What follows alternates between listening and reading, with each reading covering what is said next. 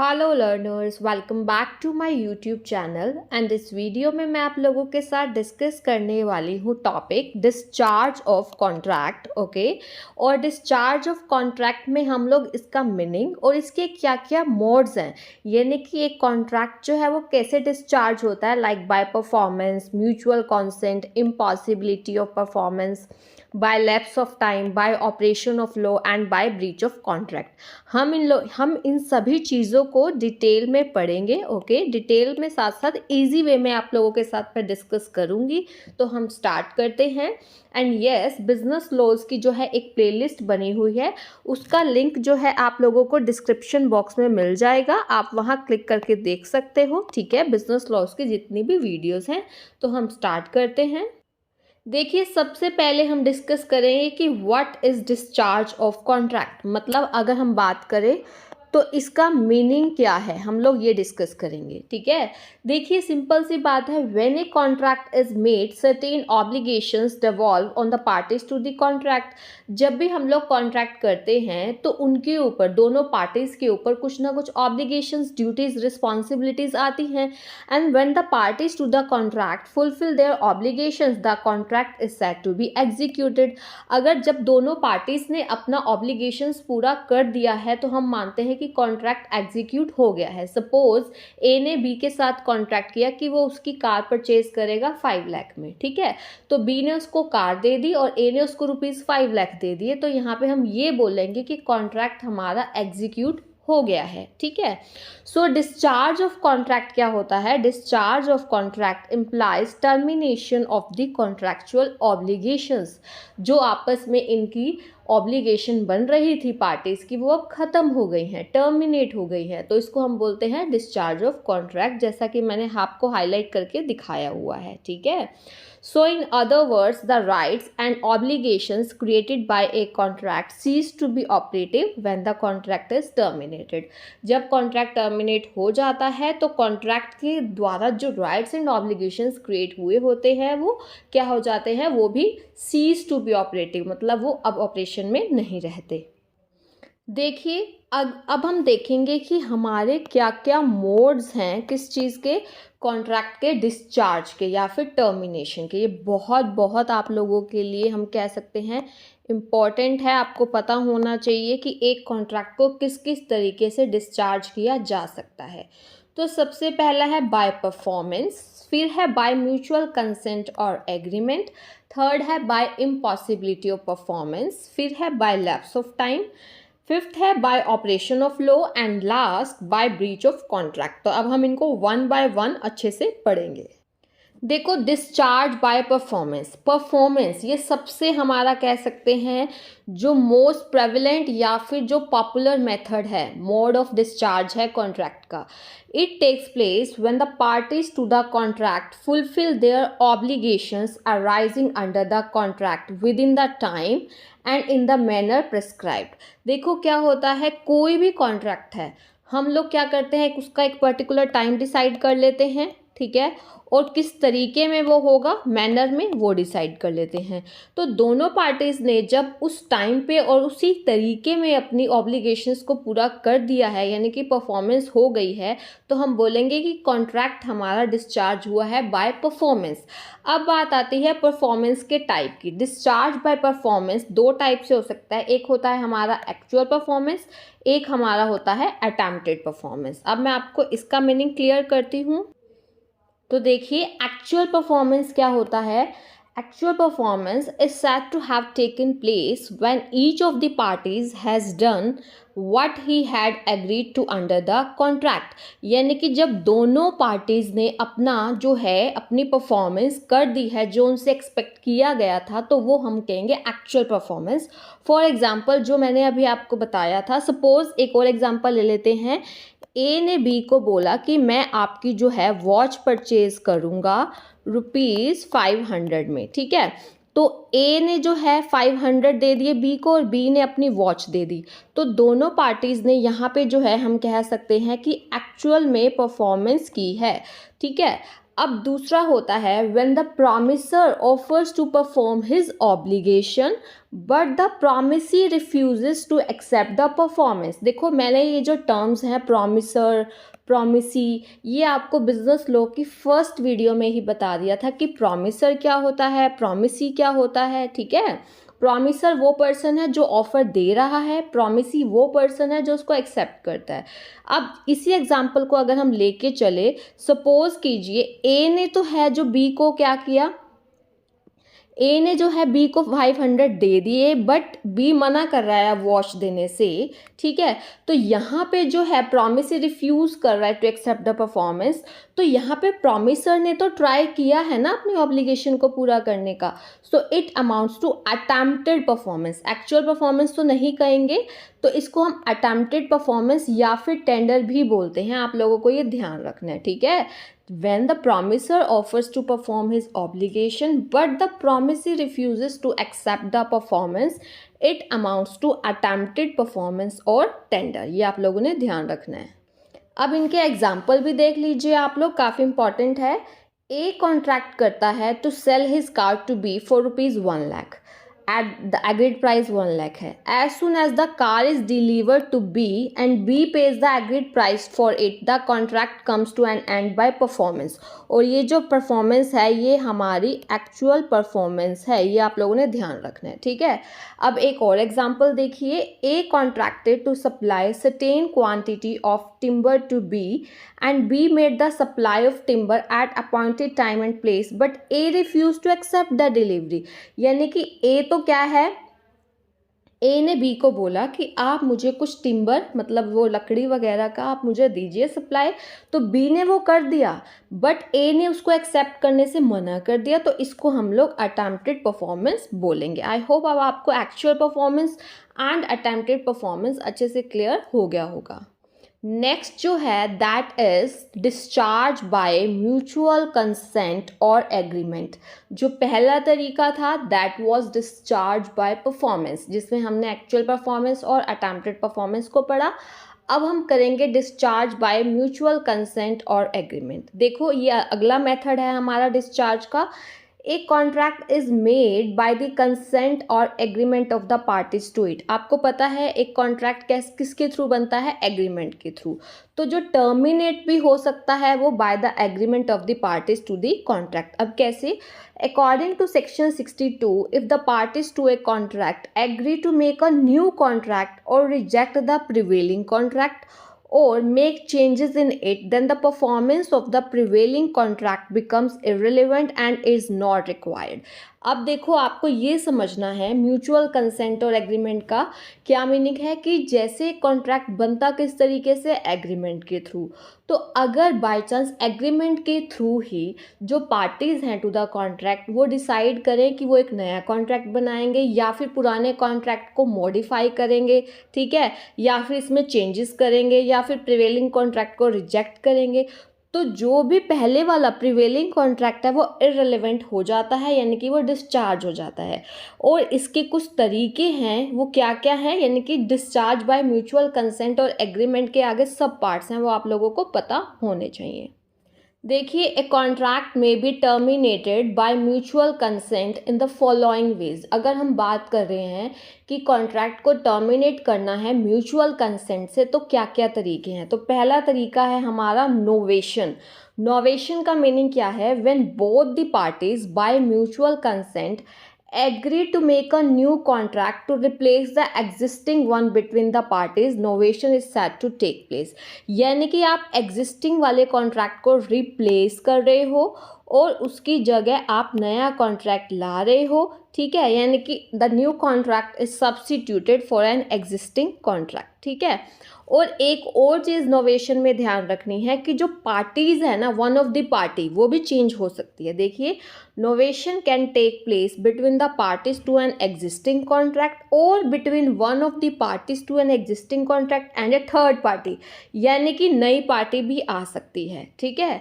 So novation of a contract can imply not only a change in the parties to a contract but also a change in the nature of the contract. यानी कि novation में क्या होता है कि आपका parties में change आ सकता है, उसके साथ साथ कॉन्ट्रैक्ट के नेचर में भी चेंज आ सकता है। एग्जाम्पल से आपको और भी अच्छे से क्लियर हो जाएगा। For example, A makes an agreement with B to supply him 500 quintals of rice at the rate of 900 per quintal on a certain date। देखो क्या एग्रीमेंट हुआ, A ने B को बोला कि आपको जो है 500 quintals of rice at the rate 900 पर क्विंटल वो देगा, ठीक है। लेकिन before the date of delivery B proposes to buy 800 quintals of wheat from A at the rate 250 पर quintal instead of rice, to which A agrees. यानी कि पहले जो कॉन्ट्रैक्ट हुआ था वो ये था कि राइस को खरीदा जाएगा, बट बाद में क्या हुआ, राइस की जगह व्हीट का हुआ कॉन्ट्रैक्ट, ठीक है, जिसके लिए ए मान जाता है। सो अब यहाँ पे जो है आपने देखा होगा कि यहाँ पे जो नेचर ऑफ द कॉन्ट्रैक्ट है वो चेंज हो गया। पहले राइस की बात हुई थी, अब व्हीट की बात हो रही है, ठीक है। So this would amount to the novation of the contract between the two. देखो और नोवेशन में एक और चीज़ हो सकती है, अभी मैंने आपको बताया कि जो पार्टी है ना कॉन्ट्रैक्ट की वो भी चेंज हो सकती है। मतलब एक पार्ट, जैसे दो पार्टीज के बीच में हुआ तो एक पर्सन वही रह सकता है और उसकी जगह थर्ड पार्टी आ सकता है दूसरे की जगह। देखिए under novation one party to the original contract may be absolved of his obligation. एक पार्टी को उसकी ऑब्लिगेशन से हटाया या फिर एब्सॉल्व किया जा सकता है। And the new party might accept to perform these obligation, और एक नई पार्टी एक्सेप्ट कर सकती है ऑब्लिगेशन को, ठीक है, कि वो ऑब्लिगेशन परफॉर्म करेगी। The new contract signifies the end of the original contract. इसका आप एग्जांपल देखिए, ए और सम मनी टू बी, ठीक है, ए ने बी को पैसे देने हैं and an agreement is reached between A B and C. अब एक एग्रीमेंट बनता है ए बी और सी के, जिसमें जो है A agrees to consider C as his debtor instead of B. पहले क्या था, ए ने किसको पैसे देने थे, आप लोगों को ये समझना है, ए ने बी को पैसे देने थे। फिर ए बी और सी में ये डिसाइड हुआ कि वो पैसे किसको देगा, ए जो है सी को पैसे देगा इंस्टेड ऑफ बी, ठीक है। In this case the original agreement between A and B is no more valid and the new agreement is made between A and C. तो ऑब्वियस है ए और सी के बीच में जो है, ए और सी के बीच में नया एग्रीमेंट बना है और आपने देखा होगा कि पार्टी चेंज हो गई है। But the point to be noted is that the new third party यानी कि जो सी है must accept the obligation under the contract. If it does not, there is no new agreement and no novation। ये नहीं है कि आप सी को जो है कोअर्जन या उसको प्रेशराइज करके ऐसा कर रहे हैं, तो ऐसा नहीं, सी भी माने फ्री कंसेंट हो उसका, ओके। नेक्स्ट जो तरीका है वो है हमारा अल्ट्रेशन।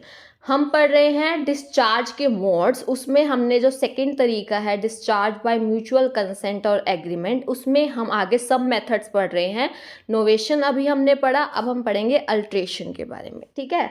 देखो अल्ट्रेशन में क्या होता है, parties to the contract have the right to alter the terms of the original contract by mutual consent, ठीक है। अब देखिए, when in case of such alteration, when it is done by the consent of the parties are lawfully bound to performance of the altered contract and the original contract is discharged। यानी कि alteration मतलब हम changes कर रहे हैं। Alteration can be regarding time, place, quantity और price, ठीक है। अब आपके माइंड में ये आएगा कि नोवेशन में भी हम चेंजेस करते थे, अल्ट्रेशन में भी चेंजेस कर रहे हैं, तो दोनों में डिफरेंस क्या है, मैं अभी आपको बताती हूँ क्या डिफरेंस है दोनों में। पहले आप इसका एक एग्जांपल समझिए, फिर मैं आपको डिफरेंस बताती हूँ अल्ट्रेशन का। A promises to supply 3000 metres of certain cloth at ₹100 per meter to B within 3 months। पहला ये एग्रीमेंट हुआ। Later A and B make an alteration in the contract to the fact that A will supply 2000 meters, quantity में change हो गया ना, of a superior quality, quality भी change हो गई, एट ₹200 पर मतलब पर मीटर होगा यहाँ पे, ठीक है, per meter within 4 months, time भी चेंज हो गया। तो इस अल्ट्रेशन की वजह से ओल्ड कॉन्ट्रैक्ट हमारा डिस्चार्ज हो गया है और हमारा यहाँ पे क्या हुआ है, अल्ट्रेशन हुआ है। लेकिन दोनों में डिफरेंस क्या है देखिए। अब आपने ये समझना है कि in this way novation and alteration both result in a new contract to replace the original. दोनों में हम बात कर रहे हैं कि हमने जो है नया कॉन्ट्रैक्ट आ रहा है, ओरिजिनल रिप्लेस हो रहा है, but there is an important difference between the two. बहुत एक इम्पॉर्टेंट डिफरेंस है दोनों में, वो क्या है आपने ध्यान रखना है।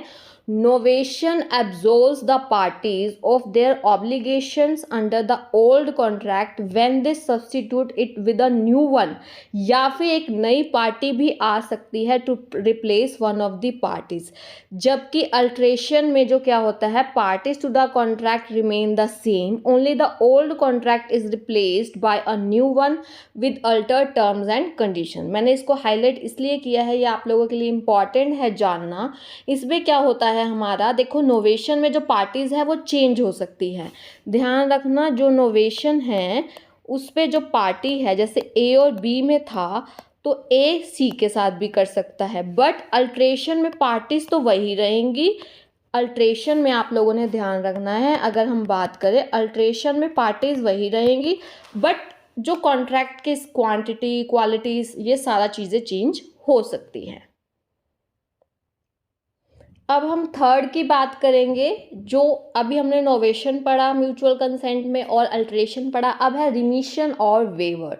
देखिए according to section 63 of the Indian Contract Act, A promisee has the right to dispense with और remit the performance of a promise by the promisor और to extend the time for performance और accept any other satisfaction instead of performance. देखिए क्या होता है, कई बार जो है प्रॉमिसी क्या कर सकता है, जो भी प्रॉमिसर ने प्रॉमिस परफॉर्म करना है उसमें परफॉर्मेंस का टाइम बढ़ा सकता है या फिर उसकी जगह कुछ और एक्सेप्ट कर सकता है। तो यहाँ पे जब सच एक्सेप्टेंस ऑफ अ लेसर और डिलेड फुलफिलमेंट ऑफ प्रॉमिस, यानी कि हमने अमाउंट सपोज कम कर दिया या फिर टाइम बढ़ा दिया, तो by the promise is called remission और वेवर। देखो इसका क्या मीनिंग है ये मैं आपको बताती हूँ। फॉर एग्जाम्पल ए ओज बी ₹5,000। अब ए ने बी को पैसे देने हैं 5,000, बी जो है एक्यूज शॉर्टेज में है मनी की, अब उसको बहुत ज़्यादा नीड है पैसे की, तो उसने ए को बोला कि तुम मुझे 5,000 की जगह 2,000 ही दे दो, ठीक है। तो यहाँ पे मतलब होल डेट की जगह 5,000 की जगह उसने बोला ए को मतलब 2,000 पे देने के लिए, बी को पास पैसों की बहुत ज़्यादा शॉर्टेज है, तो उसने बोला कि आप मुझे 2,000 दे दीजिए। तो यहाँ पे जो है ये क्या हो गया है हमारा, इसको हम काउंट करेंगे रिमिशन और वेवर में। नेक्स्ट जो है that is accord and satisfaction. देखिए when both the parties to a contract agree to make a new contract to absolve themselves of the performance under the original contract and the promisor performs the promise given under the new contract, the original contract is deemed to have been discharged with accord and satisfaction। ठीक है, यही यानी कि accord and satisfaction में क्या है कि according जो अब नया कॉन्ट्रैक्ट बन रहा है ना, वो किसके अकॉर्डिंग बन रहा है, of the parties to the original contract, और इसकी वजह से दोनों पार्टीज को सेटिस्फैक्शन मिल रही है। ठीक है, इसका एग्जांपल समझिए। देखिए ए ने बी को जो है 2,000 रुपीज़ देने थे, अब उसने जो है मनी सी डी और दूसरों को, इसके अलावा और लोगों को भी देना था, तो ए जो है अपने सभी क्रेडिटर्स के साथ कॉन्ट्रैक्ट कर लेता है कि वो 50 पैसे टू अ रुपी, यानी कि 50% पैसा दे देगा सभी को, जितना उसने देना है ना उसका 50% देगा। तो if he pays ₹1,000 to B, यानी कि देखो 2,000 देने थे, उसका 50% क्या हुआ 1,000। So it will be deemed that he has cleared his debt to B. Here the payment of 50 paise to a rupee is by the accord of A and B and 1,000 is the satisfaction of A। यानी कि देखो क्या होता है इसमें, क्या accord and satisfaction में आपने जैसे रिमिशन और वेवर पढ़ा, यहाँ वहाँ पे क्या होता था, जो प्रॉमिसी है वो बोल देता था किसी भी रीज़न की वजह से, कि जैसे अब वो एक्यूट शॉर्टेज थी उसको पैसों की, तो उसने बोल दिया कि आप मुझे जो है 5,000 की जगह 2,000 दे दो, ठीक है। लेकिन यहाँ अकॉर्ड एंड सेटिस्फैक्शन में दोनों पार्टीज देखती हैं अपने अकॉर्डिंग और दोनों को ही सेटिस्फैक्शन मिलती है। जैसे अब उसने क्या बोला कि वो 50 पैसे दे देगा, मतलब 50% देगा वो, ठीक है।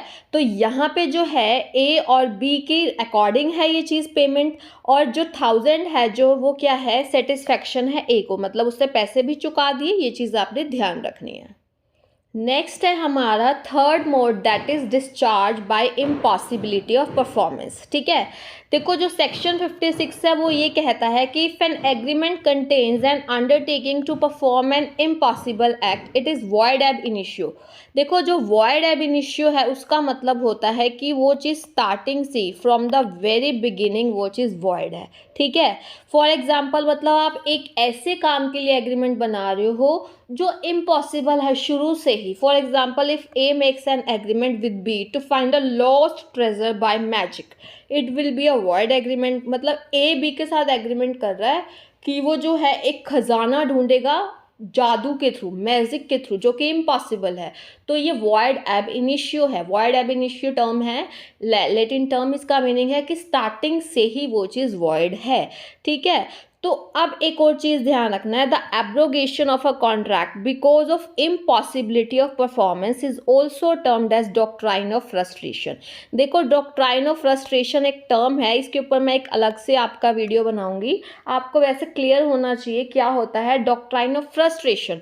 फ्रस्ट्रेशन का मतलब एक कॉन्ट्रैक्ट को हम एब्रोगेट इसी वजह से कर रहे हैं कि अब इम्पॉसिबल है उसको परफॉर्म करना। अब देखो दो चीज़ें आपने ध्यान रखनी है, एक तो इम्पॉसिबिलिटी स्टार्टिंग से ही हो, वो तो वॉइड एब इनिशियो हो गया। एक होता है कि स्टार्टिंग में जब हमने किया तब वो वैलिड था बट बाद में किसी रीजन की वजह से वो इम्पॉसिबल हो गया। जैसे कि आप देखिए, the following are the situations where such impossibility can occur. यानी कि वो चीज़ स्टार्टिंग से तो वैलिड था कॉन्ट्रैक्ट बट बाद में क्या हुआ कि किसी भी रीज़न की वजह से वो इम्पॉसिबल हो गया टू परफॉर्म। तो उसमें वन ऑफ दी है इसमें point, destruction of subject matter. When the subject matter यानी कि जिसके रिगार्डिंग हमने कॉन्ट्रैक्ट किया है is destroyed after the contract is made and neither of the parties to the contract can be blamed for its destruction, the contract becomes void। Starting में सही था सब कुछ बट बाद में क्या हुआ, सब्जेक्ट मैटर ही डिस्ट्रक्ट हो गया और इसमें किसी भी पार्टी का, दोनों पार्टी का, किसी का भी कोई भी दोष नहीं था, तो इसमें कॉन्ट्रैक्ट तब वॉइड हो जाता है। इसका देखिए, in the case of Taylor versus Caldwell, a theatre was booked for a musical performance. देखो एक थिएटर हमने बुक किया था म्यूजिकल परफॉर्मेंस के लिए, लेकिन वहाँ पे आग लग गई and it was completely destroyed. तो ये कॉन्ट्रैक्ट अब वॉइड हो गया है क्योंकि अब प्रॉमिसर जब थिएटर ही जल गया है तो वो म्यूजिकल परफॉर्मेंस कैसे देगा। ओके, नेक्स्ट है चेंज ऑफ लॉ। अब इसमें क्या होता है कि लॉ जब हमने किया था तब सही था बट बाद में लॉ में चेंज आया जिसकी वजह से वो कॉन्ट्रैक्ट इम्पॉसिबल हो गया टू परफॉर्म। ठीक है, if a person makes a contract to perform an act which is within the law when the contract is made, यानी कि जब हमने कॉन्ट्रैक्ट किया था तब वो विद इन लॉ था बट लेटर बिकम्स अनलॉफुल, लेकिन बाद में वो अनलॉफुल हो गया because of a change in the law और a new law, the contract is discharge. या तो लॉ में कोई चेंज आया या फिर एक नया लॉ आ गया, तो कॉन्ट्रैक्ट जो पहले वाला है कॉन्ट्रैक्ट अब डिस्चार्ज हो जाएगा। फॉर एग्जाम्पल ए ने कॉन्ट्रैक्ट किया to supply a particular variety of wood from a forest, मतलब उसने कॉन्ट्रैक्ट किया कि इस फॉरेस्ट की एक पर्टिकुलर वेराइटी है लकड़ी की तो वो सप्लाई करेगा। लेकिन जब कॉन्ट्रैक्ट हो चुका, मतलब after the contract is made, a new law prohibits the cutting of wood from the forest. तो जिस वुड को सप्लाई करने की बात की थी वो अब हमारा क्या हो गया, प्रोहिबिट हो गया, मतलब मना कर दिया गया किसी कानून के अंतर्गत। तो यहाँ पे अब ये कॉन्ट्रैक्ट क्या हो जाएगा, इम्पॉसिबल हो जाएगा परफॉर्म करना। ये चीज़ आपने ध्यान रखनी है। नेक्स्ट है पर्सनल इनकैपेसिटी और डेथ। देखो कई बार क्या होता है, कई कॉन्ट्रैक्ट ऐसे होते हैं जिसमें किसी पर्सन का पर्सनल स्किल चाहिए होता है, सिर्फ वही पर्सन उस चीज़ को परफॉर्म कर सकता है। So when the execution of a contract is dependent on the personal skill और qualification of a party, the contract is discharge on the incapacity और डेथ ऑफ दैट पार्टी। इसका आप समझिए एग्जाम्पल, जैसे कि ए ने जो है, आप इसका समझिए क्या हो सकता है, ए ने बी के साथ कॉन्ट्रैक्ट किया कि उसने एक पर्टिकुलर पेंटिंग करवानी थी बी से क्योंकि बी की पेंटिंग बहुत अच्छी है। अब क्या हुआ कि कॉन्ट्रैक्ट करने के बाद बी की डेथ हो गई या सपोज वो अनसाउंड माइंड का हो गया। अब यहाँ पे बी ही एक पेंटर है अच्छा, उसने उसी से ही पेंटिंग बनवानी थी, ये इसका एक पर्सनल स्किल था बी का, और अगर बी की डेथ हो जाती है तो वो इम्पॉसिबल हो जाता है परफॉर्म करना। नेक्स्ट है आउटब्रेक ऑफ वॉर, यानी कि युद्ध हो जाना। All the contracts made with an alien enemy during the war time are void. आपको पता है कि मान लो सपोज इंडिया और चाइना की अगर हम बात करें, ठीक है, एग्जाम्पल ले रहे हैं हम लोग। सपोज इंडिया और चाइना के जो बिजनेसमैन हैं, एक इंडिया का और एक चाइना का बिजनेसमैन आपस में डीलिंग हुई किसी चीज़ को लेके, तब दोनों में शांति थी, मतलब कुछ ऐसा वॉर से रिलेटेड कुछ भी नहीं था। बट बाद में क्या हुआ कि चाइना और इंडिया का वॉर हो गया, जिसकी वजह से अब वो एलियन एनिमी बन गए हैं, तो अब वो कॉन्ट्रैक्ट इम्पॉसिबल है परफॉर्म करना, ठीक है। All contracts made with an alien enemy during the war time are void even when the parties make the contract when the relations between the countries are friendly.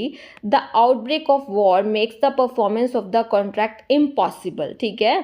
जब contract किया था तब relations अच्छे थे, friendly थे, but outbreak की of war की वजह से कॉन्ट्रैक्ट का परफॉर्मेंस अब इम्पॉसिबल हो गया है। तो in such cases either the contract is deemed to be discharge, या तो हम उसको डिस्चार्ज मानेंगे या फिर उसको सस्पेंड कर देंगे till the time war is over, okay. तो ध्यान रखना है, ये जो हमारी अनफोर्सीन इम्पॉसिबिलिटी होती है of performance makes a contract void, ठीक है। And if a party has gained something under such a contract from the other party, मतलब अब क्या है, अगर किसी भी पार्टी ने सपोज एडवांस मनी दे दिया था या कुछ भी, then such party can be bound by law to reimburse the other. अब क्योंकि कॉन्ट्रैक्ट तो डिस्चार्ज हो गया या इम्पॉसिबल है परफॉर्म करना, तो दूसरी पार्टी को वो जो भी बेनिफिट उसने लिया वो रीइंबर्स करना पड़ेगा।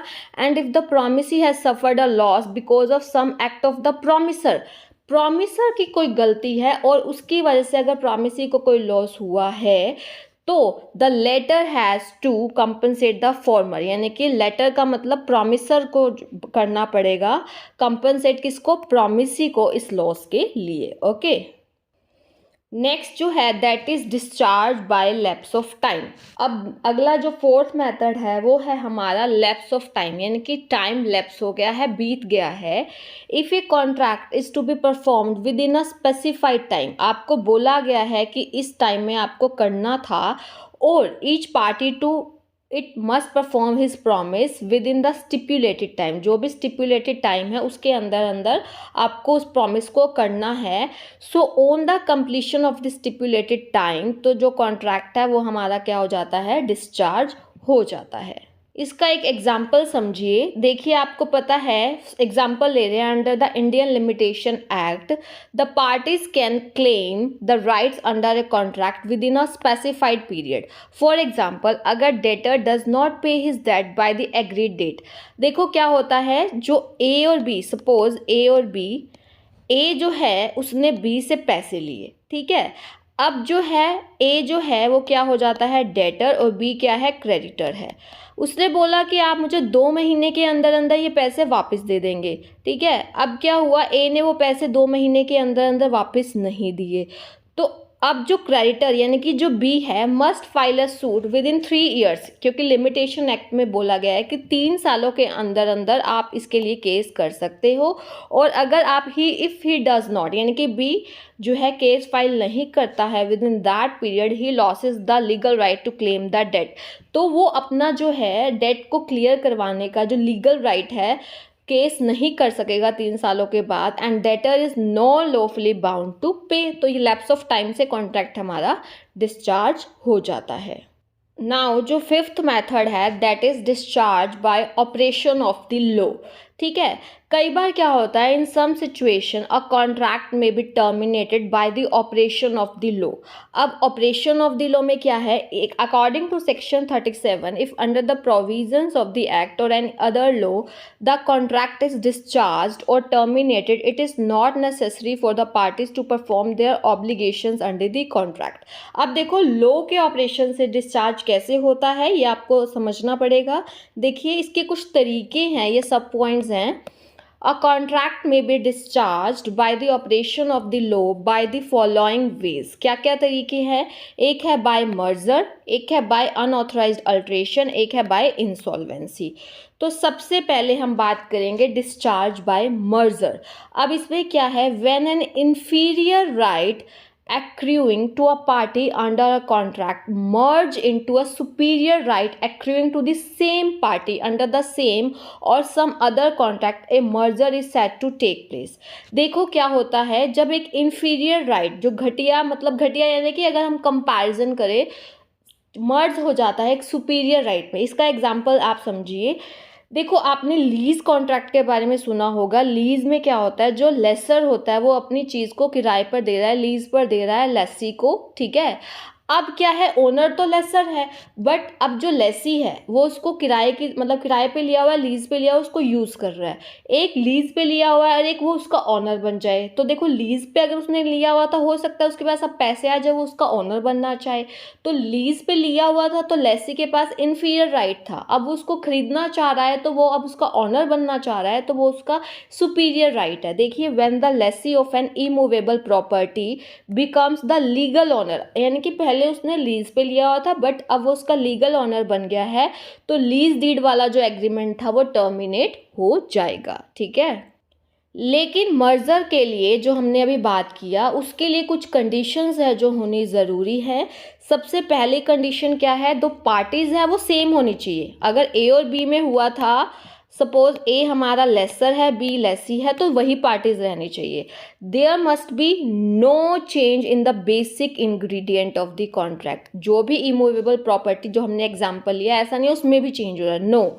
The rights under the contract must be different, यानी कि एक राइट हमारा सुपीरियर, यानी कि अब हम ऑनर बन गए, और एक इन्फीरियर था, हमने लीज पे लिया हुआ था। ये चीज़ है कंडीशंस, ठीक है। नेक्स्ट इसमें पॉइंट है डिस्चार्ज बाय अनऑथराइज्ड अल्ट्रेशन। ये किसका कर रहे हैं हम, discharge by operation of law के सब पॉइंट्स कर रहे हैं। एक अभी हमने किया डिस्चार्ज बाय मर्जर, एक है discharge by unauthorised alteration. Alteration होता है चेंजेस करना, ठीक है, बट अनऑथराइज्ड हो गया गलत तरीके से। अनऑथराइज जिसके लिए आप ऑथराइज नहीं हैं जो करने के, वो आपने कर दिया है। तो आपने अगर आप पॉइंट्स जब पढ़ते हैं ना, अगर आपने इसके हेडिंग का अंदर से कॉन्सेप्ट क्लियर कर लिया तो आपको चीज़ें समझने में बिल्कुल भी टाइम नहीं लगेगा। देखिए, व्हेन ए मटेरियल अल्ट्रेशन, यानी कि बहुत इंपॉर्टेंट अल्ट्रेशन आपने कर दी है ओरिजिनल कॉन्ट्रैक्ट की टर्म्स में, by one party without the knowledge and consent of the other, मतलब आपने दूसरी पार्टी को बताया नहीं और आपने इंपॉर्टेंट अल्ट्रेशन कर दी हैं, तो contract is discharged and can be avoided. तो दूसरी पार्टी जिसको पता नहीं है तो वो इस कॉन्ट्रैक्ट को डिस्चार्ज कर सकती है और या फिर अवॉइड कर सकती है। For example, if some return document is lost, अगर एक रिटर्न डॉक्यूमेंट को आपने गुम ही कर दिया, या फिर उस रिटर्न डॉक्यूमेंट में रेट ऑफ इंटरेस्ट को ही अल्टर कर दिया। सपोज 6% पे आपने कोई पैसे उधार दिए थे, अब आपने 6 की जगह उसको 9 कर दिया, तो बहुत इंपॉर्टेंट अल्ट्रेशन है जो आपने चेंज कर दिया। या फिर अमाउंट जो पे करना था उसमें चेंजेस कर दिया, तो जो कॉन्ट्रैक्ट है वो टर्मिनेट हो जाएगा, ठीक है। इसमें थर्ड तरीका क्या है, डिस्चार्ज बाय इंसॉल्वेंसी। अब इंसॉल्वेंसी में क्या है कि देखो, इंसॉल्वेंट हो जाता है कि उसके पास कुछ भी नहीं है। If a debtor is declared insolvent, किसी ने पैसे लिए हुए थे, अब वो इंसॉल्वेंट हो गया है under the provision of the law, so he is absolved of all the obligation. तब अब वो हो ही इंसॉल्वेंट गया है तो वो कुछ भी, मतलब ऑब्लिगेशंस अपनी पूरी नहीं कर पाएगा। सो कॉन्ट्रैक्ट यहाँ पे टर्मिनेट हो गया है, ओके। तो ये जो तीनों तरीके थे ये discharge by operation of law के थे। अब जो नेक्स्ट मेन मेथड है that is discharge by breach. देखो, breach according to section 39, if a party to a contract without a valid और lawful reason refuses to perform his obligation under the contract, the other party has the right to repudiate the contract। देखो, simple सी बात है, कोई ऐसा valid reason नहीं है। जैसे ए और बी के बीच में कॉन्ट्रैक्ट हुआ, अब किसी, मतलब कोई ऐसा वैलिड रीज़न नहीं है, कोई लॉफुल रीज़न नहीं है, और बी उस चीज़ को अब मना कर रहा है परफॉर्म करने से, तो मतलब वो ब्रीच कर रहा है, कॉन्ट्रैक्ट को तोड़ रहा है। मतलब तो ए के पास राइट है कि वो उस कॉन्ट्रैक्ट को रेपुडिएट करे, और जब इस कॉन्ट्रैक्ट को रेपुडिएट किया जाता है तो एग्रीव्ड पार्टी है, यानी कि जो पीड़ित पक्ष है, पीड़ित party has the right to sue for his rights under the contract, ठीक है। अब जो ब्रीच है कॉन्ट्रैक्ट का वो दो तरीके से हो सकता है। एक हो सकता है हमारा एक्चुअल ब्रीच, एक हो सकता है एंटिसिपेटरी और कंस्ट्रक्टिव ब्रीच। एक क्या हो सकता है, एक्चुअल ब्रीच, एक हो सकता है हमारा एंटिसिपेटरी और कंस्ट्रक्टिव ब्रीच। तो अगर मैं बात करूँ एक्चुअल ब्रीच की, एक्चुअल ब्रीच में क्या होता है कि if a party to a contract fails to perform his obligation under the contract in the stipulated time और refuses to perform such obligation, यानी कि एक्चुअली में वो मना कर रही है, तो such breach of contract is called a actual breach. इसका एग्जांपल समझिए, जैसे हरीश ने प्रॉमिस किया था कि वो हॉर्स डिलीवर करेगा शाम को ऑन 19 अप्रैल। अब 19 अप्रैल जब आई तो उसने क्या किया, मना कर दिया, हरीश ने मना कर दिया हॉर्स को डिलीवर करने से। तो ये एक्चुअल ब्रीच है, क्योंकि जो स्टिपुलेटेड टाइम था उस पर आपने मना कर दिया। लेकिन इसके अपोजिट जो अगर हम एंटीसिपेटरी या फिर कंस्ट्रक्टिव ब्रीच की बात करें तो उसमें क्या होता है आपका, if a party to a contract before the stipulated time, यानी कि देखो एक्चुअल ब्रीच में तो क्या था कि ऑन द स्टिपुलेटेड टाइम, लेकिन अगर स्टिपुलेटेड टाइम से पहले ही बाय वर्ड ऑफ माउथ और by behaviour makes known his intention not to perform his promise, मतलब पहले ही उसने अपने एक्शन से या फिर बोल के ऐसा किया कि वो अपना प्रॉमिस परफॉर्म नहीं करेगा या फिर जानबूझकर अपने आप को डिसेबल कर लेता है for such performance, then it is deemed to be anticipatory और कंस्ट्रक्टिव ब्रीच। यानी कि अभी वही वाला एग्जाम्पल लेके चलें। In the preceding example, if Harish informs Shyam before 19th April of his intention not to deliver the horse, मतलब उसने 19 अप्रैल से पहले ही बोल दिया कि नहीं मैं आपको हॉर्स डिलीवर नहीं करूँगा, और उसने वो घोड़ा अशोक को सेल कर दिया बिफोर दैट डेट। तो ये it will be a case of anticipatory and constructive breach of contract on the part of Harish. ठीक है, अब देखो जब भी एंटिसिपेटरी या फिर कंस्ट्रक्टिव ब्रीच होता है तो एग्रीव्ड पार्टी के पास, जो एग्रीव्ड पार्टी है यानी कि जो हम ये कह सकते हैं कि जो पीड़ित पक्ष है जिसके ऊपर मतलब जो एग्रीव्ड है उसके पास क्या राइट है कि वो एंटिसिपेटरी ब्रीच को एक्चुअल ब्रीच मान ले और ब्रीच ऑफ प्रॉमिस के लिए उसको स्यू करे, केस फाइल करे, या फिर वो क्या कर सकता है, not to assume the anticipatory breach to be an actual breach, और मतलब वो मानेगा नहीं जब तक वो वेट करेगा 19 अप्रैल का या फिर जो भी डेट है उसका वेट करेगा, and sue for breach of promise if the promisor fails to perform, यानी कि उसके बाद वेट करने के बाद वो उसको क्या करेगा, स्यू करेगा। ठीक है, अब जब भी कॉन्ट्रैक्ट का ब्रीच होता है तो उसका क्या इफेक्ट है, देखिए according to section 39 of the Indian Contract Act, if a party to a contract does not perform his obligation और disable himself to perform such obligation, तो दूसरी पार्टी के पास राइट है कि वो उस कॉन्ट्रैक्ट को रेप्यूडिएट करे। बट इफ अदर पार्टी यानी कि जो promisee conveys by word of mouth और by his behaviour to continue the contract, लेकिन बाद में जो अदर प्रॉमिसी है वो फिर भी क्या कर रहा है कि वो बोल रहा है कि हाँ हम कॉन्ट्रैक्ट को कंटिन्यू करेंगे, तो जो फर्स्ट पार्टी है उसको अपना ऑब्लिगेशन पूरा करना ही पड़ेगा, कैन परफॉर्म, वो कर सकता है। और जो एग्रीव्ड पार्टी होती है वो डैमेजेस के लिए क्लेम मतलब सूट फाइल कर सकती है, कोई भी नुकसान हुआ है क्योंकि ब्रीच ऑफ कॉन्ट्रैक्ट की वजह से उसको हो सकता है कोई मतलब डैमेजेस हुई हो, तो उसके लिए वो जो है सूट फाइल कर सकता है। ठीक है, तो ये मैंने आप लोगों के साथ मेथड डिस्कस किए और बहुत ही इजी वे में विद एग्जांपल्स। कोई भी डाउट हो तो आप लोग पूछ सकते हो। Thank you so much, keep learning, keep sharing, और बिजनेस लॉ की काफ़ी सारी वीडियोस हैं वो आप लोग देख सकते हैं। Okay, thank you so much.